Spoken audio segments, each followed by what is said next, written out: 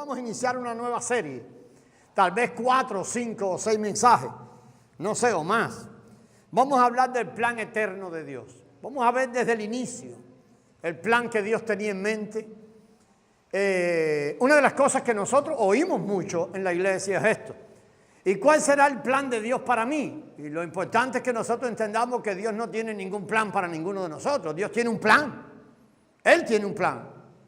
Y nosotros bien haríamos en entender el plan de Dios y nosotros ver de qué forma nosotros somos los que tenemos que andar en el plan que Dios tiene. Entonces lo que vamos a ir viendo, vamos a ver mucho, vamos a ver desde el inicio por qué Dios creó. ¿Por qué Dios creó? ¿Por qué Dios decidió crear? Vamos a ver el origen de Satanás, vamos a ver las armas que Satanás usa, vamos a hablar del papel de la iglesia, vamos a hablar de Cristo y su trabajo y su función como Cristo y su función como Jesús. Vamos a ver si podemos separar un poquito esto. El plan eterno de Dios lo preparó según su voluntad. Lo que queremos entender esto, y esto es importante que lo entendamos, Dios tiene una voluntad. ¿Estamos de acuerdo?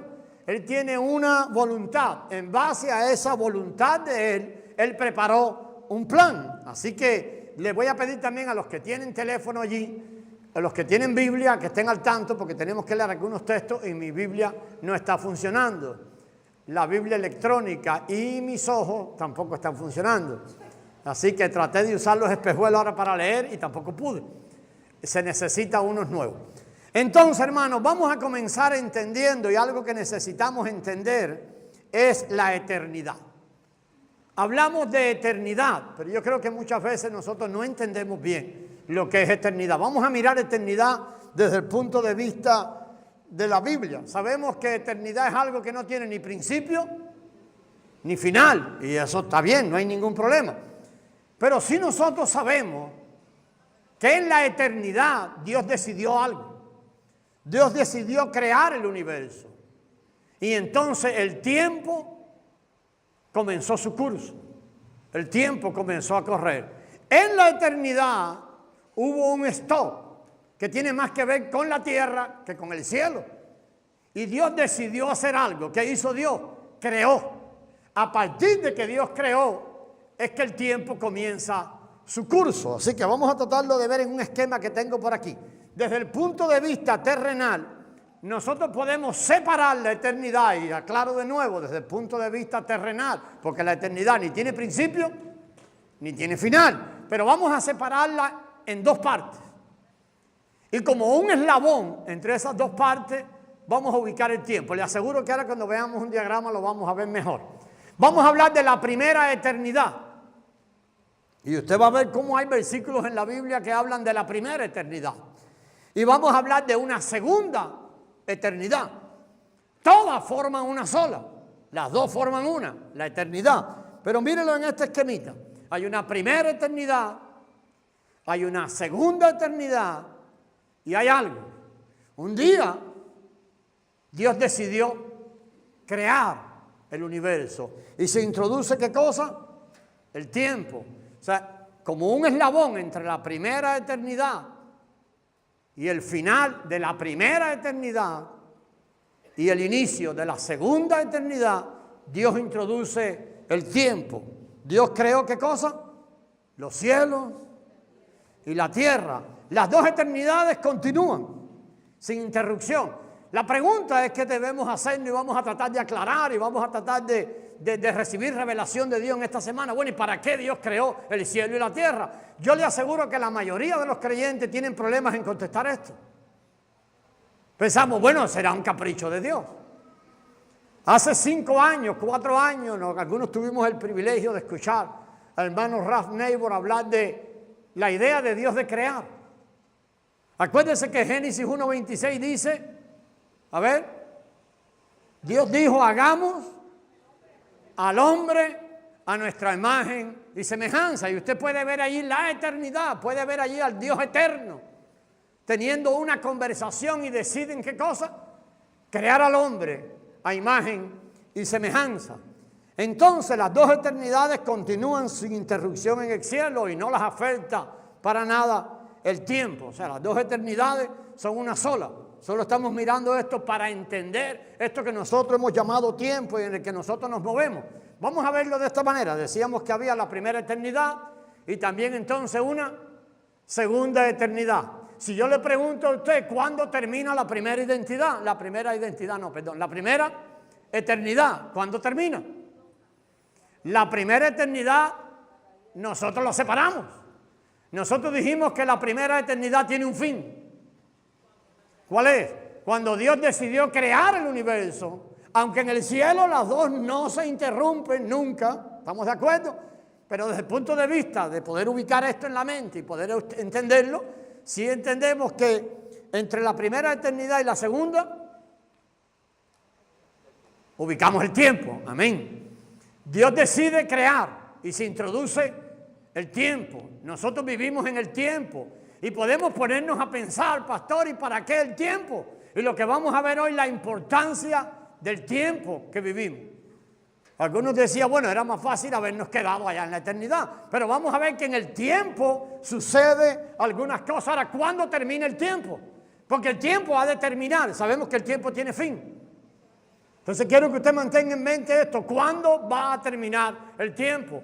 Y comenzará lo que llamamos la segunda eternidad. O sea que la primera eternidad no tiene principio desde el punto de vista de lo que estamos estudiando, pero la segunda eternidad tampoco tiene fin. Hay algunas expresiones en la Biblia que dice por los siglos de los siglos, amén. Entonces vamos a separarlo así. Hay dos comienzos en la Biblia. Usted tiene Juan 1:1 y alguien va viendo Génesis 1:1. A ver, Juan 1:1 hay un comienzo allí. ¿Ya lo tiene? ¿Usted? ¿Alguien lo busca por ahí rápido? Hay que ser muy rápido, si no nos vamos a las 4 de la tarde. Nos coge el otro huracán que viene, el María. Dice Juan 1:1, en el principio era el verbo. Génesis 1:1 también habla de un principio. Y dice Génesis 1:1. Entonces, ¿qué diferencia usted ve en el principio de Juan 1:1 y en el principio de Génesis 1:1? ¿Usted ve alguna diferencia? Juan 1 habla de que en el principio fue el verbo. Y Génesis 1:1 dice que en el principio creó Dios. La pregunta que les tengo es esta. ¿Cuándo ocurrieron estos dos principios? Juan 1:1 se refiere al principio de la primera eternidad. Lógicamente no lo podemos ubicar en el tiempo. En el principio era el verbo. La eternidad estuvo habitada siempre por el verbo. Siempre estuvo habitada por el verbo. Pero Génesis 1:1 dice que en el principio Dios creó. Entonces, ¿a qué se refiere Génesis 1:1? Se refiere a lo que hemos llamado tiempo. Tiempo. Véalo allí. Génesis 1:1 ocurre cuando describe el comienzo del universo. Y por eso el comienzo del universo ocurrió y se ubica dentro del tiempo. Como inició, también un día tendrá un final. Mi hermana Cheri hablaba de que esto en definitiva terminará y lo que conocemos como tiempo. Juan 1:1 habla del principio del verbo, siguiendo hablando de la primera eternidad. La primera eternidad no tiene principio. Al estudio nuestro sí tiene fin. ¿Cuál es el fin de la primera eternidad?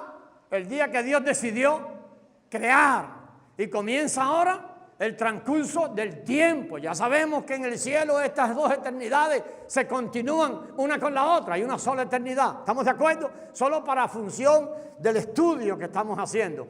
Estos pasajes, hermanos, no los voy a buscar todos, no tenemos tiempo, pero sí quiero que alguno de ustedes busque 2 de Timoteo 1:9. Estos pasajes hablan de esa primera eternidad. A ver, 2 de Timoteo 1:9, ¿alguno lo tiene? Hermano, léalo sin miedo.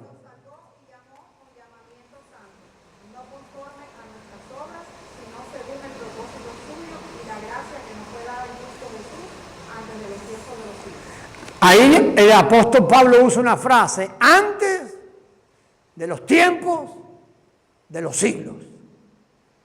¿A qué se refiere ahí? A la primera eternidad, antes de los tiempos de los siglos. Busque Tito 1:2. A ver, usted también lo puede buscar ahí en su Biblia. Tito 1:2. También oigan otra frase, la primera eternidad, esa frase, antes de los tiempos de los siglos. Tito 1:2. ¿Lo tiene? Léalo, léalo.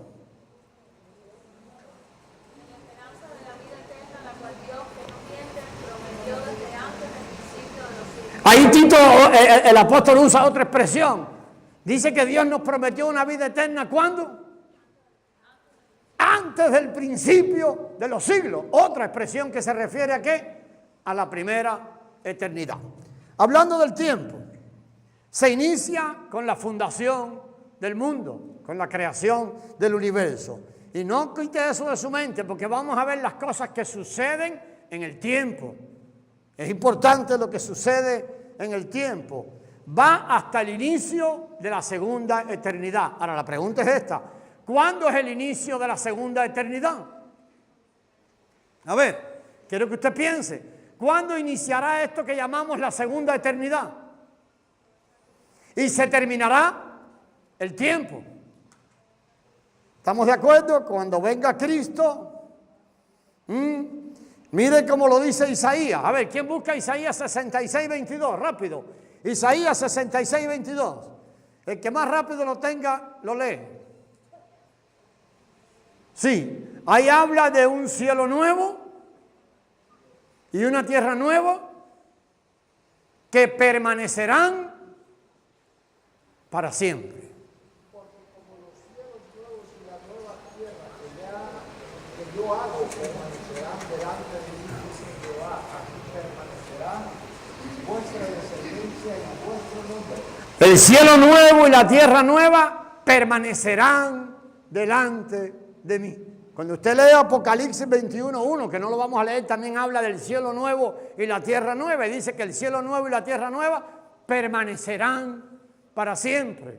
¿Estamos de acuerdo? Entonces, ¿qué más hablamos de esa? En Apocalipsis 22:5 se usa otra expresión que se llama la expresión por los siglos de los siglos. Entonces entendemos esto. Se refieren estos términos a la segunda eternidad. Que la segunda eternidad entonces no tiene final. Va más allá del tiempo. Una vez que el tiempo haya terminado, la segunda eternidad continúa. Va más allá del tiempo. Una vez entendido esto, hermano, ¿y por qué usamos esto como preámbulo? Para que nosotros podamos ver muy bien y entender la voluntad eterna de Dios. La voluntad eterna de Dios, como su nombre lo indica, se origina ¿dónde? En la primera eternidad. Y tendrá su consumación final ¿dónde? En la segunda eternidad. Pero nosotros vemos el plan de Dios sucediendo ¿dónde? En el tiempo. El plan de Dios sucede en el tiempo. Según Efesios 3:11. Yo quiero ponerle atención y que usted le ponga atención a ese versículo. Ese versículo tal vez es la clave de todo el mensaje. Efesios 3:11 nos deja ver algo. Porque la voluntad de Dios está escondida en el corazón de Dios. Estuvo escondida en el corazón de Dios por mucho tiempo. Lo que Dios hace es que nos deja ver su plan. En base a la voluntad que Dios tenía en su corazón, nos deja ver a nosotros un plan. Lo que nosotros vemos es el desarrollo del plan de Dios. Aún Dios desarrolla su plan basándose en un misterio que nadie pudo saberlo nunca, los que vivieron antes de nosotros. Había un misterio, que es el que Dios usa para llevar adelante su plan. Tenemos Efesios 3:11. A ver, ¿quién lo quiere leer? Conforme al propósito eterno que hizo en Cristo Jesús nuestro Señor. Dice ahí que Dios tiene un propósito eterno. O sea, la voluntad de Dios es eterna. Nada de lo que nosotros estamos viendo, hermano, es creyendo que esto es algo que a Dios se le ocurrió ayer. Dios tiene un plan eterno, tiene un propósito eterno. Esto significa que un día, allá en la primera eternidad, Dios toma una decisión. Dios toma una decisión en la primera eternidad. Y según Efesios 1:9, búsquelo allí para que vea lo que Dios decidió hacer. En la primera eternidad, Dios decidió entonces hacer algo. ¿Qué hace? Efesios 1:9, ¿ya lo tiene?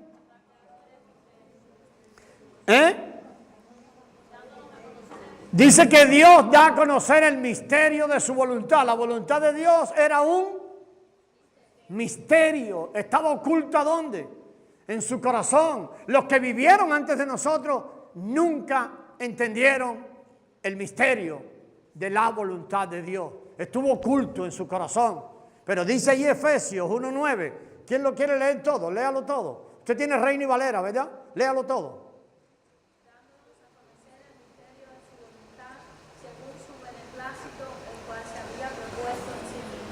Oiga eso. Dios siente beneplácito. ¿En qué? ¿Algún sinónimo más para beneplácito? Hay placer en el corazón de Dios. Regocijo en el corazón de Dios al darnos a conocer ¿qué cosa? El misterio de su voluntad. En sí mismo, Dios se propuso en sí mismo darnos a conocer y mantenga esa palabra en mente. El misterio de su voluntad. ¿Por qué hay tanto creyente y tanto, bueno, no creyente ni hablar, pero por qué hay tanto creyente que aún sus ojos no han sido abiertos al misterio de la voluntad de Dios? Hablo de creyentes que dicen haber creído, pero ¿sabe lo que pasa, hermano? Nosotros necesitamos revelación. En el reino de Dios las cosas no funcionan por conocimiento intelectual. Hemos estado muy acostumbrados en el reino de Dios creyendo que las cosas funcionan igual. Es Dios quien decide revelar. Dios nos deja ver el misterio de su voluntad. Dios sintió beneplácito. Dios sintió gozo, deleite en darnos a conocer el misterio de su voluntad. Ese Dios que tiene un deleite se propuso algo. Imagínense aquella conversación donde allí comenzamos en Génesis 1:26, donde Dios decide ahora, vamos a hacer el hombre a nuestra imagen y semejanza. Y ya que tiene una voluntad, entonces determinó un plan. Dios efectúa este plan por medio de un misterio. Mire, nosotros aún creemos, hermano, que nosotros hacemos muchas cosas sobre el plan de Dios. Mire, nosotros decimos, hermano, yo recibí no sé cuántas mensajes de oración para que oráramos y Dios desviara el huracán. Y decía, bueno, ¿y para dónde lo va a mandar ahora? ¿Se lo mandará a las Bahamas? ¿Que rompa a Puerto Rico o a nosotros? ¿Que vaya para Cuba o que vaya para allá? Oh, hermanos queridos, porque nosotros oramos bastante, Dios decidió llevarse el ciclón para otra parte. Hermano, eso no es toda la verdad. Dios decidió hacer lo que decidió hacer por su gracia. Es su gracia que va mucho más allá que nuestros esfuerzos humanos. No, pastor, entonces no tenemos que orar. No estoy diciendo eso, por favor. Estoy diciendo que entendamos y nunca mire usted la oración como un método para torcerle la mano a Dios y que Dios haga lo que nosotros pensamos que Él debería hacer. Dios tiene un plan porque tiene una voluntad y de acuerdo a la voluntad de Dios y al deleite que Él sintió, entonces hizo algo. Y ese algo se convierte ahora y el plan de Dios se convierte en la meta constante de Dios. Dios tiene un plan. Vamos a seguir mirando un poco. La voluntad de Dios está oculta en su corazón. Lo que Dios nos revela a nosotros es su plan. Y aún más, vamos a mirar más. El plan de Dios es su centro, es su meta y se extiende desde la eternidad hasta la eternidad. Pero vamos a ver entonces el papel que el tiempo juega allí en el desarrollo del plan de Dios. La primera eternidad comienza con su propósito y su voluntad. Y la segunda eternidad será la consumación de su propósito y su voluntad. Si usted lee la Biblia con esta perspectiva, verá algo. En Génesis Dios comienza con una generación de hombres que creó. ¿Sí o no? Eso era su pueblo. En Génesis 6 hay un cambio. Dios nunca más trata con la generación creada. A partir de Génesis 6, ¿se acuerdan lo que pasó en Génesis 6? ¿O no? El diluvio. Y de ahí en adelante, ¿qué hizo Dios? Comenzó a tratar con una generación que Él llamó. Y viene la generación de los llamados. Si usted lee la Biblia con esta perspectiva, nosotros somos parte ¿de qué? De la generación de los llamados. A partir de Génesis 6, capítulo 7, Dios comienza a tratar con los llamados. Comienza llamando ¿a quién? Abraham. Abraham. El primer llamado es Abraham para formar un pueblo, una nación. Espiritualmente la iglesia es la nación de Dios. Entonces, hermano, el plan de Dios existía antes de la fundación del mundo. ¿Estamos de acuerdo? Nosotros vimos el mundo aparecer, pero el plan de Dios existía desde antes. Y ahora, el otro punto importante aquí es este. El plan de Dios se cumple. Lee ahí a ver qué dice. Dios tiene un plan desde la primera eternidad, antes de crear. Pero el plan de Dios se cumple a partir de que Dios decidió crear el universo. Cuando Dios decide crear el universo, es que entonces el plan de Dios comienza su cumplimiento. Y el plan de Dios llegará a su fin, ¿dónde? En la segunda eternidad. Con eso en mente vamos a hablar un poquito del plan. ¿Cuál fue el plan de Dios? El plan de Dios que tenía. Estos textos son importantes todos. Primero, Dios amaba al Hijo. Juan 17, 24. Usted debe tenerlo por ahí rápido. Ese está en la oración de Jesús. Mire allí qué importante. Dios amaba al Hijo. ¿Y lo amaba desde cuándo? A ver, ¿quién lo tiene? Léalo uno. Juan 17, 24. Léalo, sierva.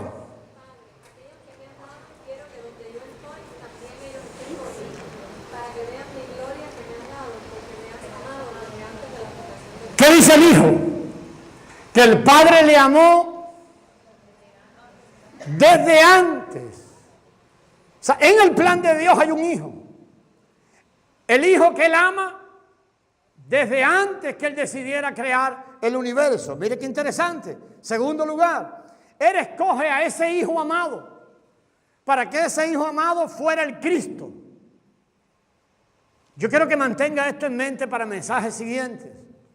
Vamos a ver a Jesús como el Cristo, el que lleva adelante el plan de Dios, el ungido de Dios. ¿Para qué? Para llevar adelante el plan de Dios. Entonces Dios decide ahora, dice que predestinó al Hijo. Ese Hijo que Él amaba tanto estaba predestinado ¿para qué? Para que fuera el Cristo, el que ejecutara y llevara adelante el plan de Dios. Pero eso no se le ocurrió el día que creó. Primera de Pedro dice que lo hizo desde antes de la fundación del mundo. Y ahora viene algo sumamente importante, hermano. Por otro lado, escuchen, en Efesios 1, y ese sí quiero que lo busque, Efesios 1, 4 y 5, para que vea qué importante, Efesios 1, 4 y 5.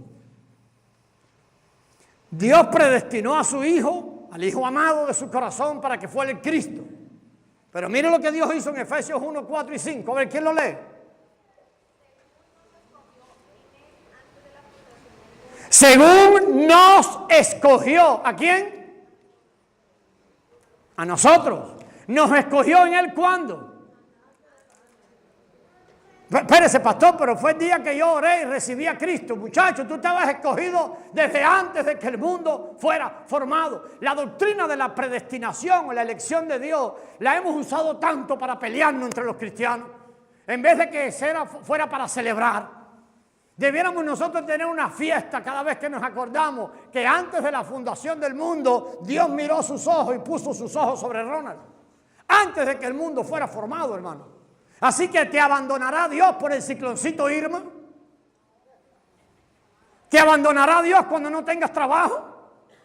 Él te escogió desde antes de la fundación del mundo. Entonces, ¿qué más? ¿De quién estaba leyendo? Hermana, adelante.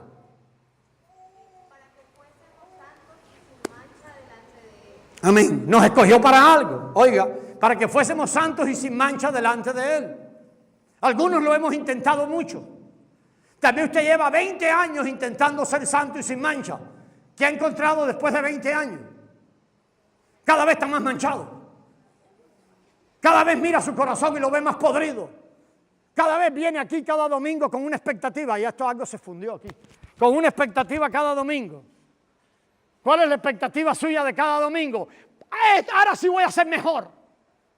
Lo que tengo que hacer es como dicen estos hermanos. Mañana voy a ir a orar al 44 de la 45 Avenida. Porque eso me va a hacer mejor. ¿Sabe qué descubrirás dentro de 2 semanas? Que eso no va a funcionar tampoco. No va a funcionar, porque no es el esfuerzo nuestro quien hace eso. Dice allí que nos escogió en Cristo para que fuéramos santos y sin mancha. Vamos a seguir un poquito más. Siga, siervo.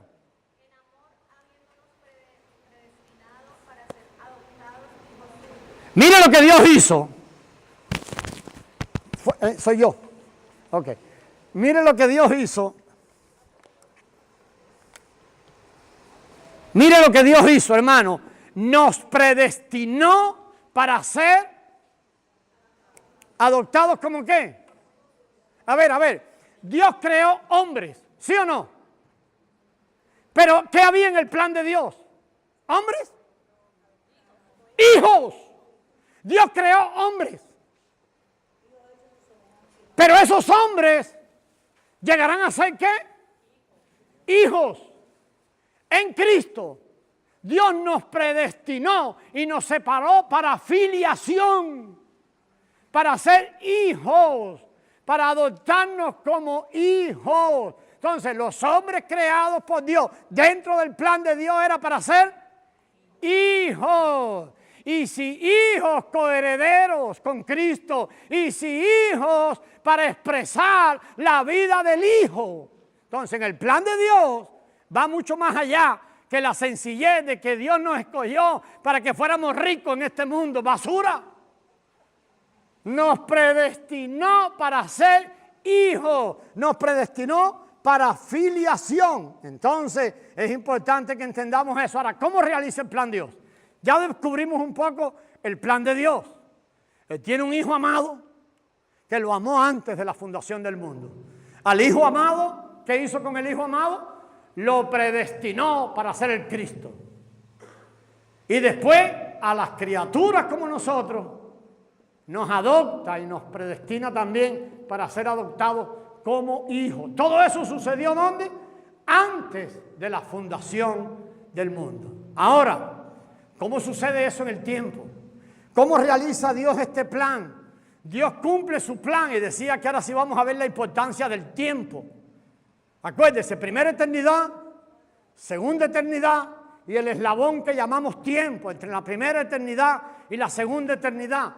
Ese es el tiempo que Dios usa, ese tiempo Dios lo usa para cumplir su plan. Vamos a mirar estos pasajes. De este no lo vamos a mirar porque Apocalipsis 13:8 lo estudiamos la última vez, pero en Apocalipsis 13:8 dice que el Cordero de Dios fue inmolado antes de la fundación del mundo o desde la fundación del mundo. ¿Qué quiere decir? Que allí en Getsemaní fue físicamente inmolado el Cordero, pero en el plan de Dios, el Cordero ya había sido inmolado desde que Él fundó el mundo. O sea, no fue una sorpresa. Hoy mira el hombre lo que hizo. Ahora me llevan a Cristo a la cruz. Ay, me lo están matando en la cruz y tiene que morirse ahora. No. Desde la fundación del mundo, cuando Dios decidió crear, ya sabía lo que el hombre iba a hacer. Ya sabía que el hombre caería. Entonces ya sabía que el remedio, ¿cuál sería? La cruz. Había que haber redención. ¿Cómo iba a redimir al hombre sin que alguien pagara por la muerte del hombre? Entonces, Apocalipsis 13:8 dice que el Cordero fue inmolado desde la fundación del mundo. Y también dice allí que nuestros nombres están escritos en el libro de la vida desde la fundación del mundo. O sea, que lo que nosotros vemos en el tiempo que es el desarrollo.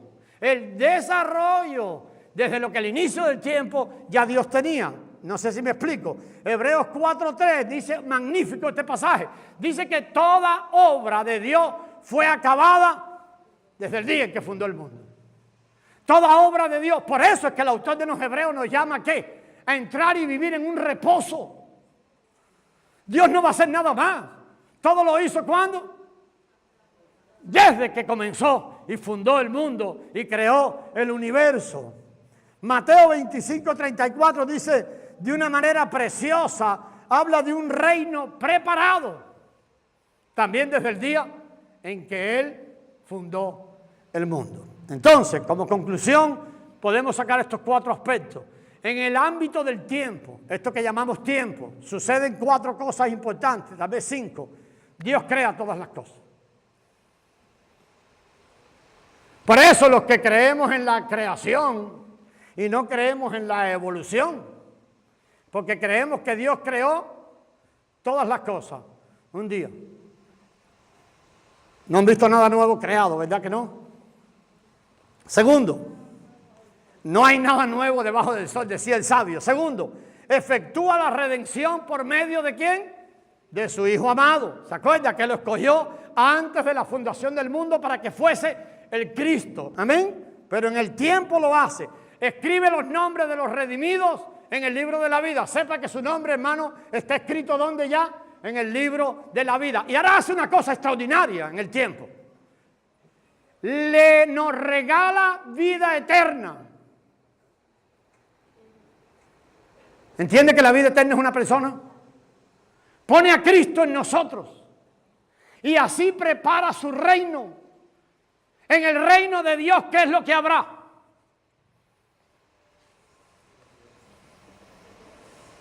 Nelson, Yadiras, Chabelas, Yunaisis, Luises, Pelones, Andrés, José. En el reino de Dios no habrá nada de eso. ¿Saben lo que habrá en el reino de Dios? Cristo. Y solo Cristo. Y nada más habrá en el reino de Dios. El reino de Dios solo habrá Cristo. Eso es lo que Él hace. Le da vida eterna a esos hijos que Él redimió. A esos hombres que Él escribió su nombre en el libro de la vida. Y ahí prepara su reino. El reino de Dios es Cristo. Y ahora vamos a seguir mirando un poquito más, hermano. Mire, un poquito más. Dios tiene un plan eterno. Ya lo vimos allá en Efesios 3:11. Lo vimos hace un rato. Que es el misterio de su voluntad. Acuérdese, había un misterio escondido en el corazón de Dios. Mire, todos los que vivieron antes de lo que llamamos el Nuevo Testamento. ¿Qué es el Nuevo Testamento? Antes de la muerte de Cristo, todos los que vivieron antes y todos los que vivieron antes de la revelación que Dios quiso darle a Pablo y que le dio a ciertos profetas y a nosotros también, vivieron y murieron y no supieron el misterio de la voluntad de Dios. Ellos vivieron totalmente por fe, esperando algo que nunca vieron, que nunca recibieron. Efesios 1:10 es un texto maravilloso. Habla exactamente de la voluntad eterna de Dios. Leamos este texto, aquí lo tengo en la pizarra. Dice allí, Efesios 1:10, de reunir todas las cosas en Cristo, en la dispensación del cumplimiento de los tiempos. Lea dispensación como en la era. O sea, en la segunda eternidad, en el tiempo de la segunda eternidad, va a reunir en Cristo todas las cosas. Así las que están en los cielos, como las que están en la tierra. ¿Se acuerda que hay ciertas cosas debajo de la tierra? ¿Se acuerda de eso o no? ¿Usted se acuerda un día que dice que delante de Jesús se doblará toda rodilla? De las que están en los cielos, en la tierra y debajo de la tierra. ¿Sí o no? ¿Se acuerda de eso? ¿Se acuerda en qué libro está de la Biblia? Filipenses capítulo 2. Dice que Jesús, por su comportamiento de humildad, hermano, lo único que Dios espera de nosotros es que la vida de Cristo sea revelada. La vida de Cristo, dice, por eso Filipenses 2:5 dice, haya en vosotros el mismo comportamiento que hubo en Cristo Jesús. Haya en vosotros la misma actitud que hubo en Cristo Jesús. ¿Cuál fue la actitud que hubo en Cristo? la de ser humilde, siendo Dios. Él se entregó a morir por los hombres. Y no solo la muerte, sino que la muerte de cruz. Pero abajo dice que por su muerte, por la cruz, se le dio un nombre. La exaltación de Cristo viene por la muerte. La exaltación suya y mía va a venir solamente por la muerte. Es el mismo camino. Entonces, se le dio un nombre que es sobre todo nombre, para que en el nombre de Jesús se doble toda rodilla de los que están en el cielo, en la tierra y debajo de la tierra. Pero Efesios dice allí, ahora, que solamente allí dice que va a reunir todas las cosas en Cristo. Las que están en los cielos y en la tierra. Pastor, ¿y qué pasó con las cosas que están debajo de la tierra? ¿Sabe qué? Ya no habrá cosas debajo de la tierra allí. Las estamos viendo hoy. Hoy hay muchas cosas, aún sobre la tierra, que no se sujetan a Cristo. Allí dice, hermano, que Dios desea reunir todas las cosas, ¿dónde? En Cristo. Lo va a hacer. Lo va a hacer. Así las cosas que están en los cielos, como las que están en la tierra. Un poquito más. La voluntad eterna de Dios consiste en que Cristo sea la cabeza de todas las cosas. Alguien escribió leyendo un día de esto ahí en la Biblia acerca de Colosenses 1:18. Fuiste tú, hermana Isabel, que me lo comentó el domingo pasado, el anterior. Ya yo llegué a la conclusión que Cristo es todo y en todo. Esa es la revelación que el apóstol Pablo tiene. Dice aquí que Cristo es todo y en todo. Dios lo único que anhela es reunir todas las cosas en Cristo. Un día reunirá todo, juntará todo en un lugar y habrá un solo nombre sobre nosotros puesto. ¿Sabe cuál es? Cristo. Ese es el anhelo de Él. Por eso es que Él anhela que Cristo sea la cabeza de cada persona, para que cada persona sometida a Cristo pueda expresar a Cristo. Cuando esto suceda, todo lo que existe en el universo expresará a Cristo. Y el Padre habrá encontrado morada para el Hijo. Entonces el corazón del Padre será satisfecho, porque dice que Él quería reunir todas las cosas en Cristo. Amén. El misterio de Dios se mantuvo en silencio. Hablábamos hace un rato. Mucho tiempo fue mantenido en silencio. Mucho tiempo. Nosotros ya lo vimos. Efesios lo dice. El libro de Romanos, capítulo 16, que creo que es el último capítulo de Romanos, versículo 16, el último de los versículos por allí, por el 25, dice que el misterio estaba escondido, pero que un día el misterio fue revelado. Gloria a Dios. Pablo dice entonces, a mí se me reveló el misterio. Y el misterio, entonces ya ustedes saben que tiene nombre y apellido. No obstante, este misterio se reveló. Eso es lo que dice Romanos 16, 26. El misterio se nos reveló. Ya usted sabe cuál es el misterio de Dios, ¿verdad? ¿Ya sabe cuál es?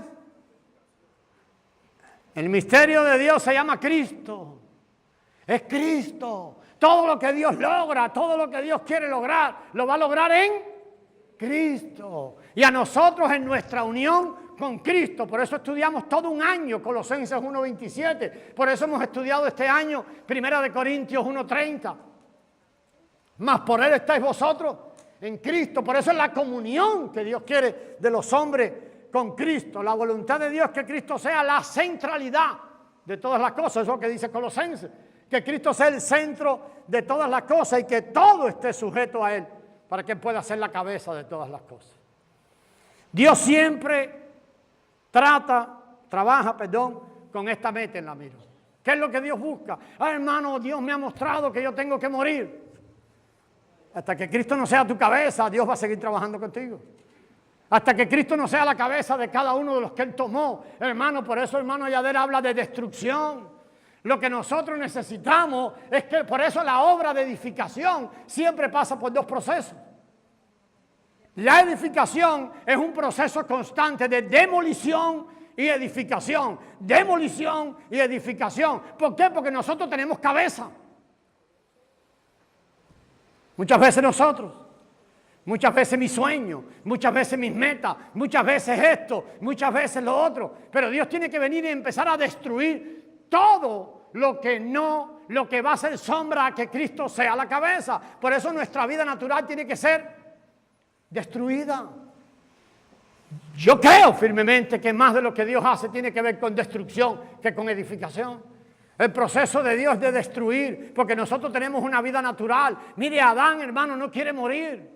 Adán correrá todo Estados Unidos. Supe noticias de personas que el ciclón durmieron 17 horas en el Tom Pine. ¡Qué peligroso! Se los podía haber llevado el ciclón con familia y todo dentro del carro. Yo estoy deseando estar en la iglesia de Fort Myers el miércoles. Solo 2 hermanos de Fort Myers se quedaron en Fort Myers. Solo 3. Fue como, yo miraba como un ratonero, un avispero, cuando le pones el pie encima. Sí, las avispas salieron corriendo, las hormigas salieron corriendo. Estoy deseando preguntarle a ellos qué pensaban. Adán, hermano, hará todo lo posible por salvarse. Adán no quiere ser humillado. Adán no quiere que sus sueños sean tirados abajo. Adán no quiere que sus expectativas se derrumben. Y todo lo que Dios hará es derrumbar todo eso. ¿Para qué? Para que Cristo sea la cabeza.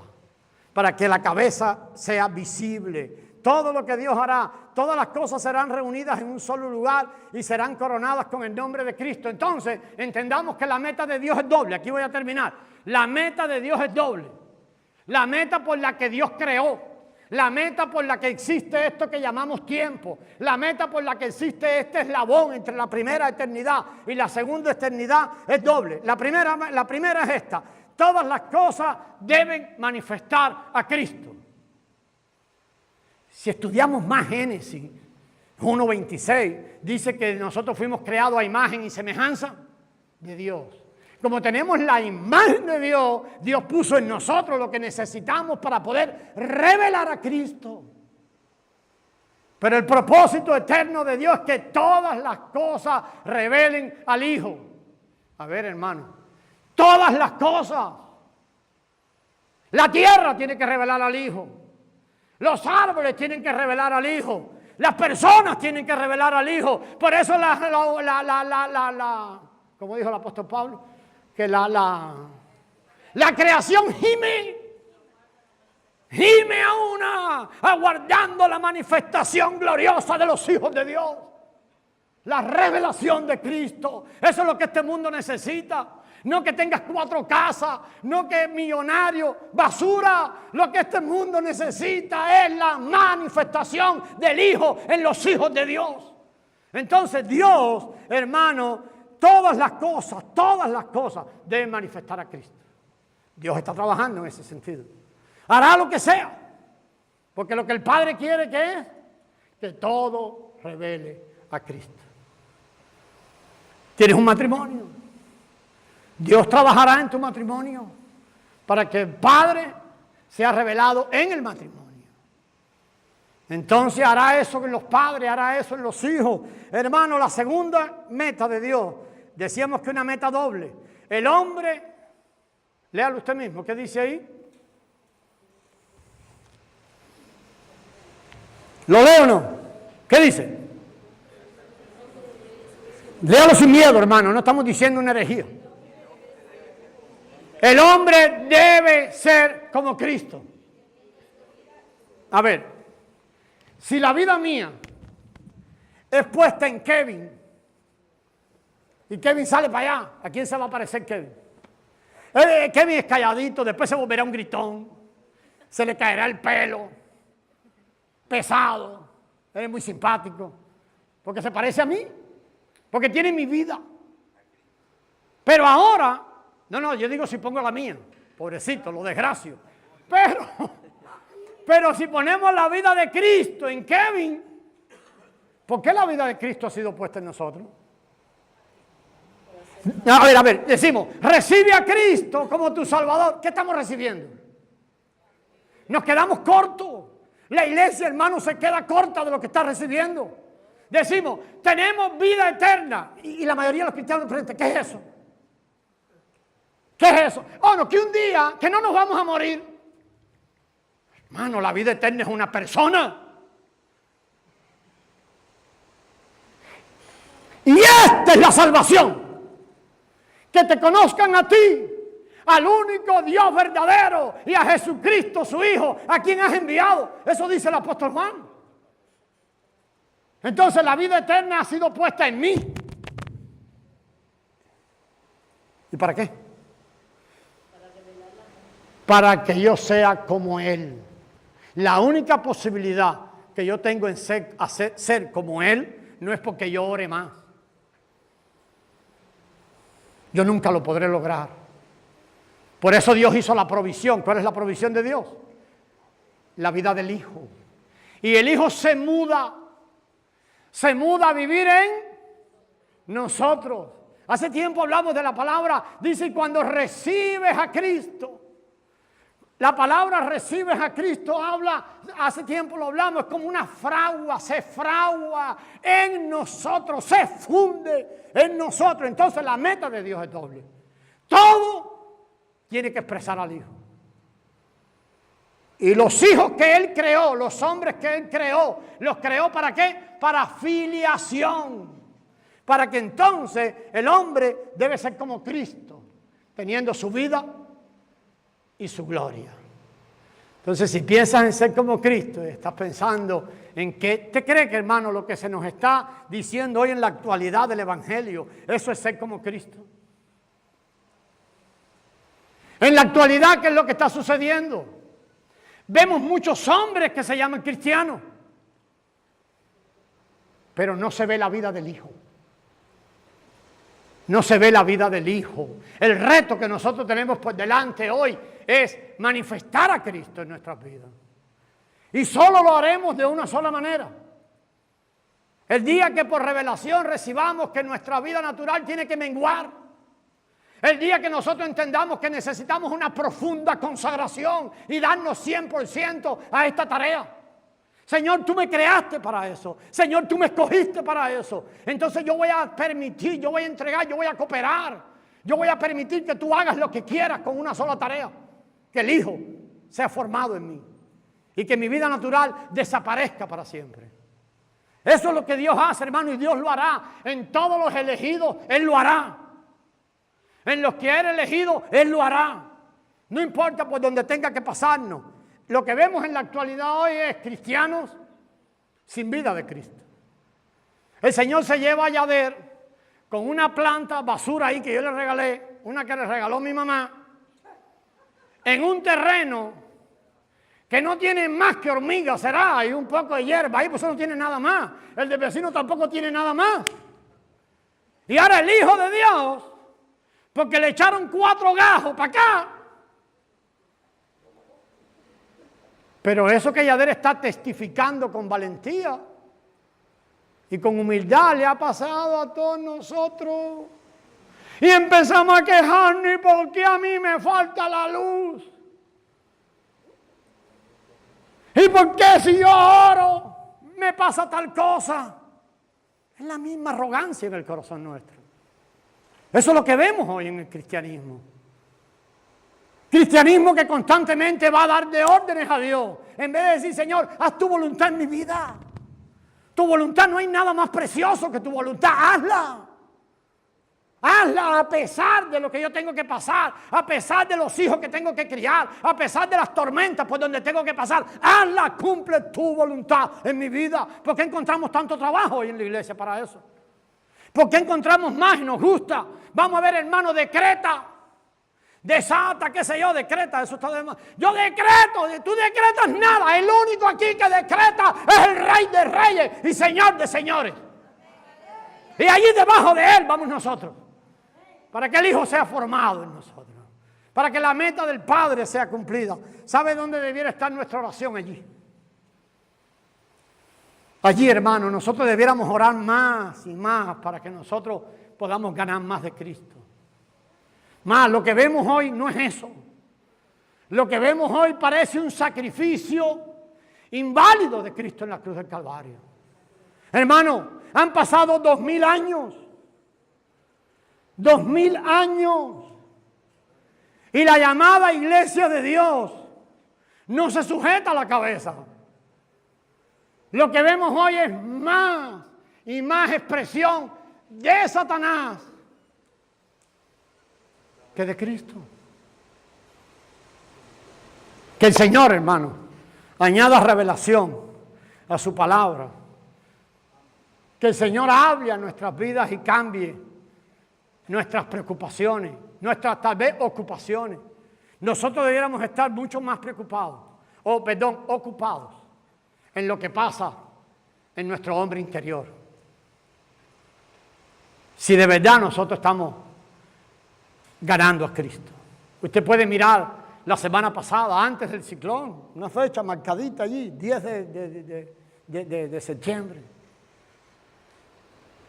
¿Qué pasó? ¿Has ganado a Cristo? Más que el año pasado. ¿Has ganado más de Cristo? ¿Hay más revelación de Cristo en tu vida? La gente que entra en contacto contigo, ¿hay más de Cristo? Allí deben estar nuestras oraciones.